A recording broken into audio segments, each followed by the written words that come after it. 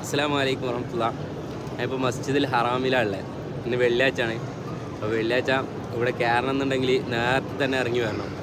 നമ്മൾ ഏകദേശം 9 മണിൻ്റെ മുന്നേറ്റ് ഇവിടെ എത്തിയിട്ടുണ്ട്. അൽഹംദുലില്ലാഹ്. സാധാരണ ഒരു നോർമൽ വെള്ളിയാഴ്ചത്തെ തിരക്കാണ് നിങ്ങളിപ്പോൾ കാണുന്നത്. ഞാൻ ഇങ്ങനെ ഒരു വീഡിയോ ആയിട്ട് വരാനുള്ള റീസൺ എന്ന് വെച്ചാൽ പിന്നെ ഇത് നമ്മളെ സാബിർ കേട്ടോ, സാബിർ ഭായി കെഫാൽ അൽഹംദുലില്ലാഹ് മാഷാ അല്ലാഹ്. നമ്മൾ മിസ്റിൽ നിന്നുള്ള കേട്ടോ, ഫ്രം മിസ്റാണ്.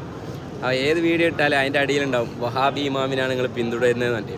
പിന്നെ അവിടെ പോയിട്ട് വഹാബി ഇമാമിനെ പിന്തുടരേണ്ട ഗതികേട് വന്നല്ലോ എന്നൊക്കെ പറഞ്ഞിട്ട്. മസ്ജിദുൽ ഹറാമിലെ ഇമാമ് വഹാബിയാണോ അല്ലേ എന്നുള്ളത് ഞങ്ങൾക്ക് തെളിയിച്ചുതരാം. വഹാബി ആശയത്തിൻ്റെ ഏറ്റവും മർമ്മപ്രധാനമായ ഭാഗമാണ് വെള്ളിയാഴ്ചയിലെ ജുമുഅ ഖുത്തുബ അറബി ഭാഷയിലാവണമെന്നില്ല എന്ന്. അവർ പറയുന്നത് എന്താ വെച്ചാൽ ഖുത്തുബ എന്ന് പറഞ്ഞാൽ പ്രസംഗമല്ലേ. അപ്പോൾ പ്രസംഗം എന്നുള്ളത് ആൾക്കാർക്ക് മനസ്സിലാവണ്ടേ. മനസ്സിലാവുന്നുണ്ടെങ്കിൽ അവരവരുടെ ഭാഷയിൽ ഓതണ്ടേന്ന്.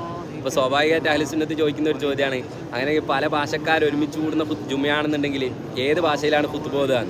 അപ്പോൾ അവർ പറയും അങ്ങനെ ഒരു സന്ദർഭം വരികയാണെന്നുണ്ടെങ്കിൽ ഭൂരിഭാഗം നോക്കിയിട്ട് ഭാഷ തീരുമാനിക്കുമെന്ന്. അങ്ങനെ ഒരു ഭൂരിഭാഗം നോക്കുക എന്നുള്ള സംഗതി മസ്ജിദുൽ ഹറാമിൽ പോസിബിൾ അല്ല, മുംകിനല്ല. എന്നാൽ ഒറ്റൊരു ചോദ്യം ചോദിക്കട്ടെ, ഈ ജുമുഅ ഖുത്തുബ എന്നുള്ളത് ഇബാദത്തല്ല, കേവലം ഒരു കവലപ്രസംഗം കാണുന്നുണ്ടെങ്കിൽ ഡെഫിനറ്റ്ലി നമുക്ക് പറയാൻ പറ്റും ഏകദേശം എല്ലാവർക്കും മനസ്സിലാകുന്ന ഒരു ലാംഗ്വേജ് ഉണ്ടെങ്കിൽ അത് ഇംഗ്ലീഷാണ്. ഇവിടുത്തെ ഇമാമ് വഹാബി ആണെന്നുണ്ടെങ്കിൽ എന്തുകൊണ്ട് ഇന്നേ വരെ ഇവിടെ മസ്ജിദുൽ ഹറാമിൽ ഇംഗ്ലീഷിൽ ഖുത്തുബ ഓതിയില്ല?